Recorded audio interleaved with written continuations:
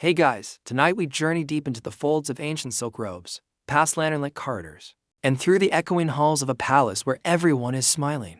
But some of those smiles could cut glass.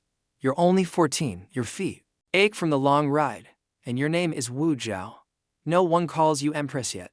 In fact, you're barely anyone at all. Not yet.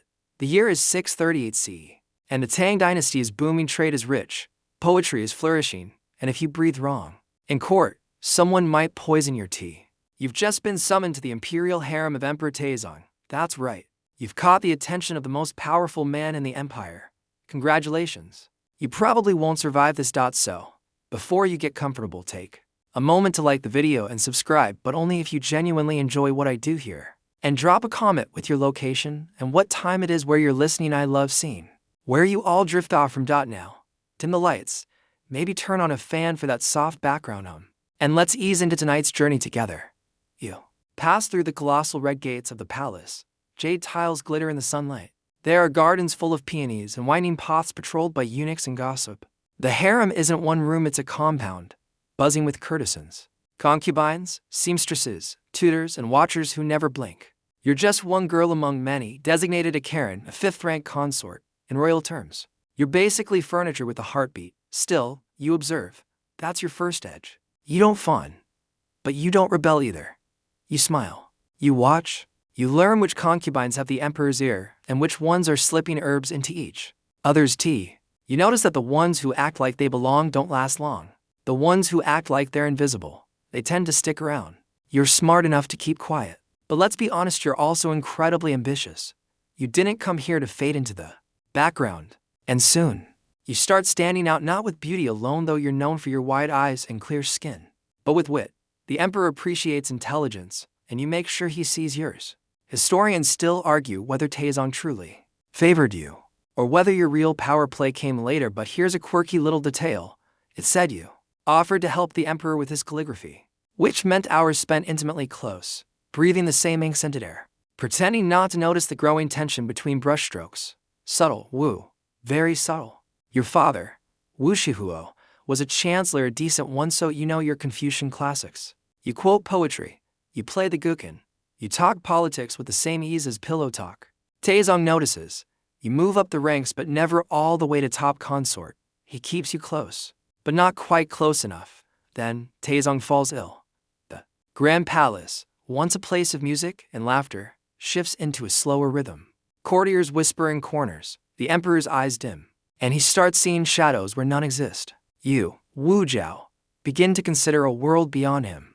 Because here's the brutal rule of harem life. When the emperor dies, his concubines don't retire to the countryside. They go to a Buddhist nunnery. Forever. No husbands, no children, no visitors. Just incense and silence. You pray publicly, but you plan quietly. When Taizong breathes his last in 649 CE, the future becomes a cold, stone wall. You're only 21, and the next emperor, Gaozong, is Taizong's ninth son. You remember him. He used to visit the harem when he was younger. He used to stare a little too long. You're counting on that. Still, you're sent away, head shaved, robed in plain cloth. You sweep monastery floors while your hair slowly begins to grow back. You chant sutras. You bide your time. Then one day, the bell at the monastery gate clangs. Loud, unexpected. You glance up and recognize the face beyond the door. It's him. Emperor Gaozong has not forgotten you. Now, here's a historical fact. It was rare, extremely rare, for a woman from a previous emperor's harem to return to court under the next emperor, especially if that new emperor was the old one's son. But you're not just any woman. Gaozong brings you back, against every rule and every protest. Rumors bloom like lotus flowers. Some whisper it's scandalous, others think it's destiny. You don't care what they call it as long as they don't call it over. And so, in a twist straight out of a palace drama, you re-enter the royal court, not as a meek nun or discarded mistress, but as a contender, a shadow at the edge of the throne. You've crossed the dragon gate, and you're not leaving without wings. You're back, and you don't waste time. The palace hasn't changed much in your absence, the same fragrant cedar halls, the same layers of embroidered curtains, and definitely the same social death traps lurking behind every screen. But you have changed. You walk differently now. You no longer glance down or bow too deeply. You've been to the edge of power and lived. That kind of thing tends to burn away hesitation. Gaozong, Your new emperor lover is young, gentle, and frankly, not the sharpest jade in the box. Charming, yes, decent, yes, but politically, he's more marshmallow than mandarin. That's fine with you. You don't need a mastermind, you need a door. And he just opened it. At first, you're technically just another consort. Officially, you're lower than Empress Wang, the legitimate wife, and lower still than Consort Zhou, a favorite with excellent family connections. But unofficially, you're the one the emperor actually listens to when no one else is around. You suggest temple repairs. He nods. You whisper about a certain official's suspicious behavior. He investigates. The harem notices. They always do. Now here's the thing. Tang Dynasty palace life wasn't just about beauty and etiquette, it was a high-stakes strategy game, like chess. If all the pieces could lie, flirt, and murder each other, you never trust a smile, and you definitely never turn your back on someone wearing phoenix embroidery. So you begin your quiet campaign. You befriend the maids. Not just your own, but the ones from other quarters, the ones who carry messages, refill wine cups, and overhear everything. They tell you who's falling out of favor, who's secretly pregnant, who bribed the astrologer last week. Information is your currency. You're rich. You also start cultivating Gao Zong's mother. She's not exactly fond of Empress Wang, who's polite but cold. You, on the other hand, make a point of fussing over her health, offering her warm wine in the evenings, asking her opinion on Buddhist texts. Historians still argue whether Wu Zetian truly believed in Buddhism, or just saw it as a convenient ladder, but either way, you climb it skillfully. There's a fringe rumor, probably apocryphal, that you once wrote a sutra in your own blood to prove your devotion. Overkill. Definitely. But impressive. And people remember impressive. Soon enough, you're not just favored, you're a problem. Empress Wang notices her husband drifting. She tries to win him back with grace and ceremony, with lavish banquets and virtuous speeches. Consort Zhou counters with flute performances and wistful poetry. You show up in Gao Zong's quarters wearing red silk and reciting legal reform ideas. Guess which one he prefers. Still, you can't ascend too quickly. The court would revolt. You need a scandal, something big enough to shake the order, but subtle enough to let you walk through the smoke untouched. And fate, that wonderful, scandal-loving force, delivers. You become pregnant with the emperor's child. Now, historically speaking, pregnancies in the palace were like sudden monsoons. Everyone pretended to celebrate, but secretly started building boats. A baby changes everything. It means legacy. It means status. It means danger. You give birth to a baby girl, and here, history shudders. The baby dies, just like that. One day, she's healthy, nursing in your chambers. The next, she's gone. No illness, no fever, no warning. Gao Zong is devastated. You're inconsolable. But you also suggest quietly, tearfully, that someone must have done it. That someone, perhaps, crept in when you were asleep. And there's only one person who had both motive and access, Empress Wang. Gao Zong resisted first. His Empress couldn't, wouldn't. You cry harder. You show him the baby's blanket, the way it was left rumpled. You mention that Wang hadn't visited to congratulate you, that she seemed cold, distracted. Was she jealous? Historians still debate this moment. Was the child truly murdered? Was it a tragic accident twisted into a political weapon? Or, and here's the dark theory, did you end your own daughter's life to frame a rival? No one knows for sure. But what we do know is this: shortly afterward, Empress Wang is accused of sorcery and plotting. So is Consort Zhou. The palace guards come in the night. The women are stripped of titles and thrown into a cold, dark prison. You, Wu Zhao, are elevated, not just to consort, but to Empress. And here's your quirky fact of the night. During the ceremony, you're said to have worn robes embroidered with phoenixes and lotuses, symbolizing not just femininity, but rebirth and power. It wasn't just a fashion choice, it was a warning. You've outmaneuvered everyone. You're now the official wife of the emperor, the first in line for worship and blame. And unlike your predecessors, you don't plan to sit quietly behind the curtain. You begin attending audiences with Gao Zong. At first, it's just to observe. Then you start whispering advice. Then you write your own decrees. People murmur. Ministers protest. And yet you stay, because no one knows how to remove you. And even if they did, they're afraid to try. You've mastered the game. And this is only the beginning. You're Empress now. Official, crowned, documented, feared. But don't get too comfortable. This palace doesn't hand out happily ever afters, it deals in intrigue, illness, and the occasional execution. You may be Empress, but you're also Still Wu Zhao, the woman who clawed her way here through whispers and perfectly timed tears, Gaozong, your husband, begins to suffer from dizzy spells, blinding headaches that come out of nowhere and leave him too weak to hold court. Some say it's stress, others whisper poison. Naturally, the cause isn't clear. But one thing is, someone needs to take charge. And conveniently, you're already in the room. At first, you just sit beside him during meetings, speaking softly into his ear. Then you start responding to ministers directly. No one tells you to stop. Then you don't wait for Gaozong to speak at all. Acting on behalf of His Majesty becomes a phrase that drips from your lips like honey sweet, unthreatening, and just plausible enough to keep ministers nodding nervously. One by one, your old enemies are removed. Some are reassigned to far provinces. Some mysteriously retire. One unfortunate chancellor is beaten publicly for corruption after opposing one of your tax reforms. That particular spectacle, held in the palace courtyard, makes your point very clear. But you don't just rule with fear. You also understand spectacle. Here's a quirky tidbit. You famously sponsor massive public projects, temples, schools, roads. In one case, you commission a towering bronze stele engraved with your own virtues in poetic form. Subtle? Absolutely not. Effective? Oh, yes. Historians still argue whether these public acts were genuinely for the people or just elaborate propaganda, but either way, your popularity grows, especially among the lower classes. They call you Mother Wu. The elite, however, are less enchanted. A woman running the country, even through a man, is unsettling. A woman of lower birth, scandalous. A woman with a reputation for ruthlessness, downright terrifying. But that doesn't slow you. You double down on Buddha's patronage. You position yourself not just as an empress but as a divinely chosen ruler. There's a fascinating scroll that surfaces during this period of prophetic text claiming that a female incarnation of Maitreya, the future Buddha, will bring peace and order. Guess who people start saying fits the description? That's right, you. You promote women into positions of power, rarely seen before in the court. 1. Shang Wanwaner becomes your literary secretary and eventually, your trusted speechwriter. The palace begins to hum with a new kind of energy. Not soft, not feminine, but sharp, strategic, ambitious. You even build your own intelligence network. Yes, a secret service. A bureau that monitors officials, collects whispers and eliminates threats. You've created a surveillance state centuries before the term existed. And then, just when everything is finally stable, Gaozong dies. You sit beside him through his final breath. Expression unreadable. Maybe you're grieving. Maybe you're planning your next move. Between each shallow inhale, he leaves behind your sons. Multiple ones. Some from you, some not. And here's where things get thorny.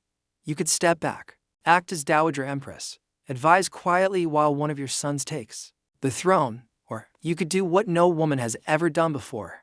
You could rule, but first, you need to test them, your sons. You install your eldest briefly. He seems decent enough. Then he starts whispering to ministers behind your back. That won't do. You have him deposed. Try again. Another son rises, this one angrier, more brash. He accuses you of overstepping, suggests you retire to a monastery. You exile him. Eventually, your youngest son takes the throne. He's pliant, nervous, exactly the kind of figurehead you need. You begin issuing imperial edicts in his name, but everyone knows who's really writing them. You hold court from behind a silk screen. Ministers kneel before your voice. You stamp decrees with the imperial seal, and somewhere in the shadows of the palace, someone whispers the truth. You, Wu Zhao, are now emperor in all but name. And you're not stopping there. Power, you've discovered, isn't something you're handed, it's something you wear like armor. Like perfume, like a second skin. And by now, yours fits perfectly. Your son might technically sit on the throne. But let's be real, he's a glorified paperweight in golden robes. You speak and the empire moves. You command and armies reposition. You dream and temples rise. But you're not satisfied with almost. Almost emperor is not emperor. Not really. So, you begin laying the groundwork to seize the dragon throne. Outright. Now, if you're thinking, wait, how does a woman in 7th century China become emperor? The answer is with silk gloves, a velvet smile, and a whole lot of eliminated competition. Your first move, elevate your own clan. You begin promoting your nephews, uncles, and Wu cousins into prestigious court roles. People complain, of course they do, but they complain quietly, because the last minister who raised his voice against you was found mysteriously floating in a pond. Your second move, rewrite history literally. You commission scholars to correct official records to reflect your legitimacy and foresight. Gaozong becomes a wise man who relied deeply on your counsel. You, naturally, are cast as the luminous woman behind the golden curtain. It's all very elegant, very polished, and very false. Historians still argue whether these revisions were ordered by you or done by terrified scribes looking to survive. Either way, you control the narrative now. But the real checkmate, you begin to gather omens. That single quotes as right divine signs, earthquakes, strange cloud formations, a comet that streaks across the sky just as your latest edict is announced. You don't cause these things probably, but you absolutely use them. You tell the people these are signs from heaven, that a change is coming, that the cosmos is preparing for something new. And then you do something no one expects. You depose your own son. Just remove him. Like moving a sleepy cat off your favorite chair. You declare that he has disappointed heaven and failed his sacred mandate. He's sent away to a lavish villa, sure but stripped of all imperial authority. And now the throne is empty. Well, almost. Here comes your quirky tidbit of the night. Before claiming the throne, you hold a very specific ceremony where a piece of jade is placed on a silk altar, and you announce to both heaven and earth that the mandate has passed to you. You don't just declare yourself ruler, you stage it like a sacred event, as if the universe itself has gently handed you the crown. And finally, in the year 690, you do what no woman before or after you ever would. You declare yourself emperor of China. Not empress dowager, not ruling on behalf of anything. You take the masculine title, and with it, full authority. You found a brand new dynasty, the Zhou Dynasty. Short-lived, yes, but entirely yours. The court stumbles over itself trying to adapt. Ministers flub their greetings, accidentally calling you His Majesty before catching themselves and stammering Her Majesty. You don't correct them. You just watch, smile, and raise an eyebrow. You commission a new imperial seal, new regalia, new rituals. Your face is engraved on coins. Statues of you appear in temples. You even have a custom throne built designed to make your silhouette look just a little taller when you sit. Power, after all, is partly an illusion. But illusions in the right hands shape reality. Still, don't think you've forgotten how dangerous this game is. You've created enemies, dozens, maybe hundreds. Scholars, officials, even members of your own family watch you with narrowed eyes. They think you've overstepped, that the world itself will rebel against the idea of a woman sitting in the seat of the Son of Heaven. So you tighten your grip. You expand your secret police, your beloved information bureau. You establish a network of informants across the provinces. You even encourage anonymous letters reporting treason or disloyalty. The result? A nervous empire. Whispers chased by silence. Some say you've become paranoid.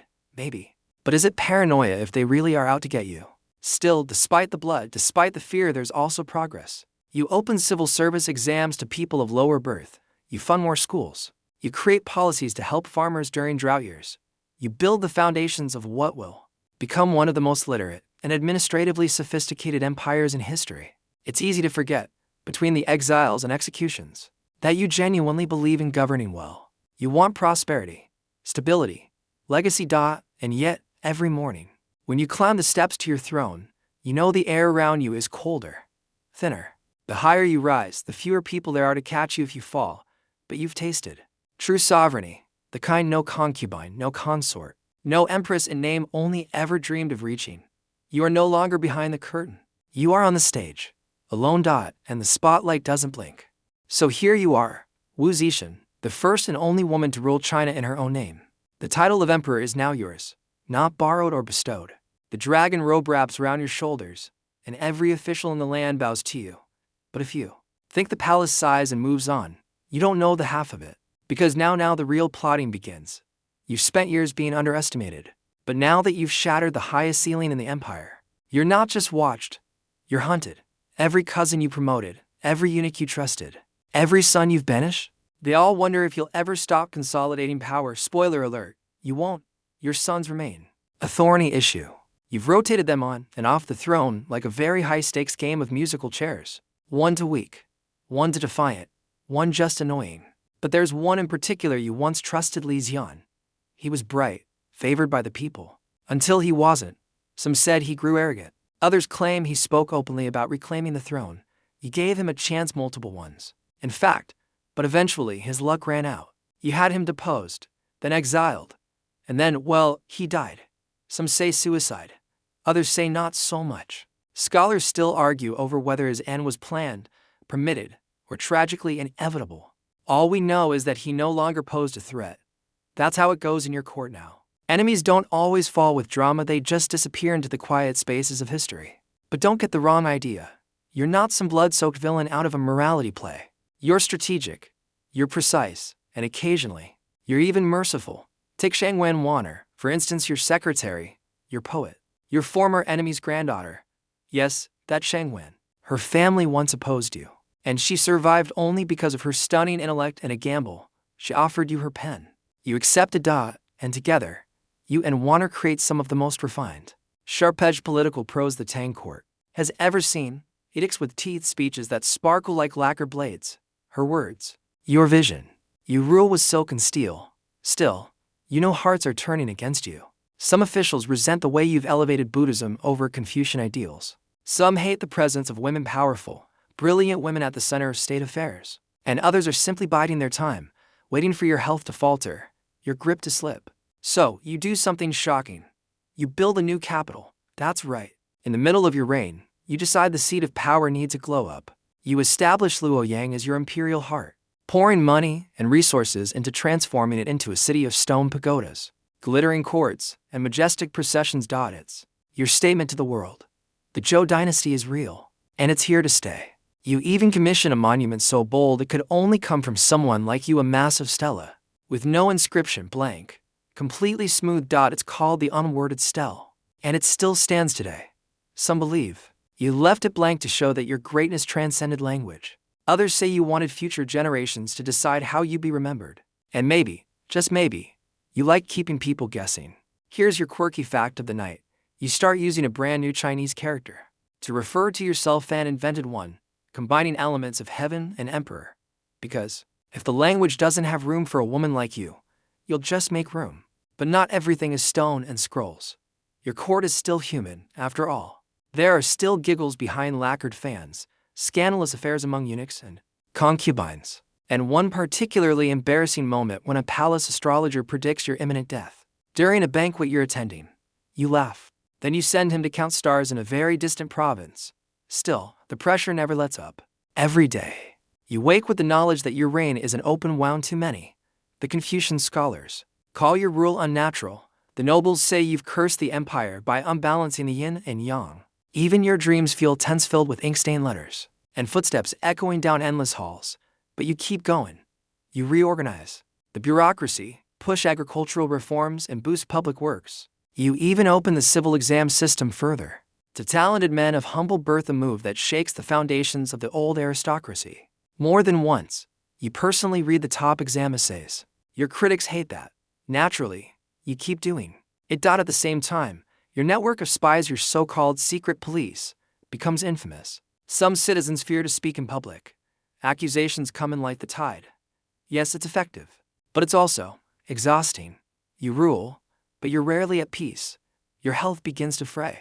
Aches that linger, vision that flickers. The weight of the dragon robe grows heavier each morning, and in the shadows, those you've stepped over begin to stir. Whispers return. Your once buried sons. They're writing letters. Your nephews, growing cocky. And the one thing your enemies all agree on, you won't live forever. By now, your name is legend. Peasants light incense in your honor. Scholars cite your edicts in whispered debates. Ministers, though some grit their teeth doing it, bow so low before you. Their foreheads practically kiss the floor. But nothing lasts forever. And you feel it. You wake later each morning. Your joints don't respond like they used to. Some days, your voice quivers at court, and the room gets uncomfortably quiet. Everyone pretending not to notice, but they notice. Still, you push on. You know what they're saying in the tea rooms, those cozy, golden-trimmed nests where bureaucrats sip jasmine and plot. She's old. She's losing her grip. The Empress is no longer divine. And you know the worst part. They're not entirely wrong. The problem with building your dynasty from scratch is that it's made entirely of people who owe you everything and want more. Your favorites begin circling like bees in an orchard. You think loyalty would be sweet, but it's often syrup thick with opportunism. And nothing says trouble quite like the Zhang brothers. Ah yes, the Zhangs. Charming, fashionable, poetry reciting young men who Depending on which historian you ask, were either your trusted aides, or your lovers, or both. Historians still argue whether your relationship with the Zhang brothers was romantic, manipulative, or merely political convenience. But there's no question they wield enormous influence. They control access to your private chambers, they whisper in your ear, and they're very, very unpopular. The court resents them loudly, and often, even your own children bristle. These pampered outsiders, they say, are siphoning off your judgment like wine from a cracked jar. And maybe they are. You start missing important meetings. Decrees go unsigned for days.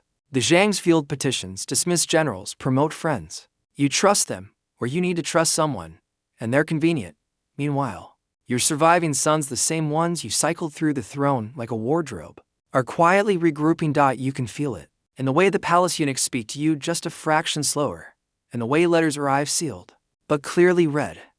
One evening, you sit in your private chamber, candlelight dancing across the painted screen, the scent of sandalwood clinging to the air, and wonder, is this what the final chapter feels like? But you don't go down easily. Even in decline, you're terrifying. When the chancellor suggests you name a successor, you fix him with that still lethal stare and say, I am the successor. It's somewhere inside. You know it's coming.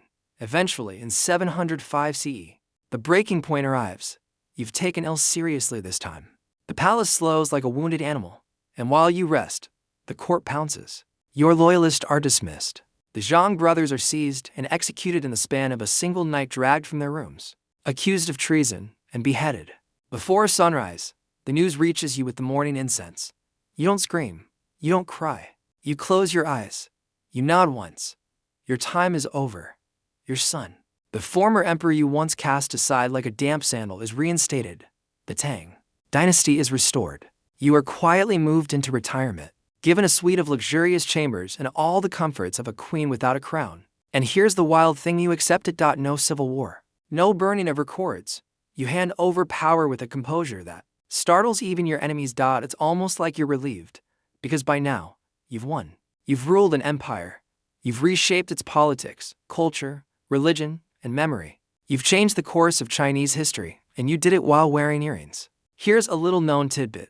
Even in retirement, you still received officials, still advised, still mattered.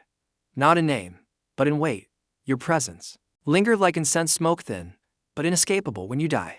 At age 81, your son plans an elaborate funeral. At first, the official title on your tombstone is modest, restrained Empress consort, nothing more. But public pressure, yes, public pressure forces a change. The people demand you be remembered properly. And in the end, your tombstone is engraved with exactly nothing, just a blank tablet. The wordless stele, as it's now known, stands to this day outside your resting place. No name, no title, no epitaph. Because what can anyone write that captures you? The halls are quieter now, the echo of embroidered slippers on jade tiles, the rustle of silk sleeves brushing against scrolls gone. The throne room you once ruled from still stands, but the woman who turned whispers into commands, who made courtiers flinch with a glance, now rests beneath a mound of stone. But we're not quite done, are we? Because your legacy doesn't end with your death. Let's walk back through it together slowly now, like we're pacing through your private garden, where white magnolias bloom and cranes pick carefully through pebbled streams. You were born to a family of no particular greatness, a minor official's daughter with no reason to expect more than a comfortable marriage, and maybe a scroll or two of poetry by Lamplight. Instead, you became the only woman in Chinese history to take the title of emperor in her own right. You survived 3 dynasties for emperors and more backstabbing than an entire season of palace drama. You outmaneuvered empresses, consorts, generals, and your own children. You changed the structure of the imperial court, redefined what a ruler could be, and bulldozed your way into a male-dominated tradition that had stood for 1,000 years. And you did it while maintaining an impressive skincare routine. There were, of course, darker parts. Your reign wasn't all poetry and reform. You executed rivals. You turned the court into a nest of spies. You ruled through fear as often as through grace. The secret police you built left a long shadow, and some historians argue that your rule introduced a kind of paranoia that lingered long after the Zhou Dynasty faded. But that's the thing about you, Wu Zetian. You were never simple, never pure, never meek. You were real, and for better or worse, you left your fingerprints on every inch of the Tang Dynasty that followed. Here's your final quirky tidbit. Centuries after your death, scholars continued debating whether you were a demon in disguise or a saint in imperial robes. Entire generations of poets wrote verses both praising and damning you. One 11th century writer even claimed you were the reincarnation of a star, and when you died, it vanished from the sky. Totally unconfirmed, of course, but fitting, because you were your own kind of constellation, bright, impossible, and gone fast. Even now, your story remains incomplete. That wordless stele at your tomb says more in its silence than 1,000 biographies. It invites everyone, scholar, peasant, dreamer, to decide for themselves. Was she evil, brilliant, merciless, necessary? And maybe the answer is yes to all. Because power, once touched, never really leaves a person. It lingers, it stains, it sings in the bones of history. And yours still echoes through time. And now, as the court candles dim and the marble floors cool beneath imaginary feet, it's time to let the last images of Wu Zetian melt away. You've walked through gardens and shadows, seen palace gates close behind you, and felt the silk of a dynasty twist beneath your fingers. Whether she ruled with justice or fear or some twisted blend of both, Wu Zetian reminds us of what ambition looks like when it refuses to apologize. Take a slow breath now. Let the throne room dissolve, until it's just a room. No ministers, no scrolls, no weight of history pressing on your chest. Just quiet. You're safe here, far from the harem's whispers and the courtiers' careful bows. The only sound is your breath and maybe the soft hum of the fan you left on background noise against a world that's still turning. Outside, the stars have scattered themselves like jewels. Somewhere in the distance, a candle flickers, then goes out, and with it, another chapter closes. The story will still be here in the morning, waiting to be read. But for now, close your eyes. Let the tension drain from your fingertips. Let the past become a dream.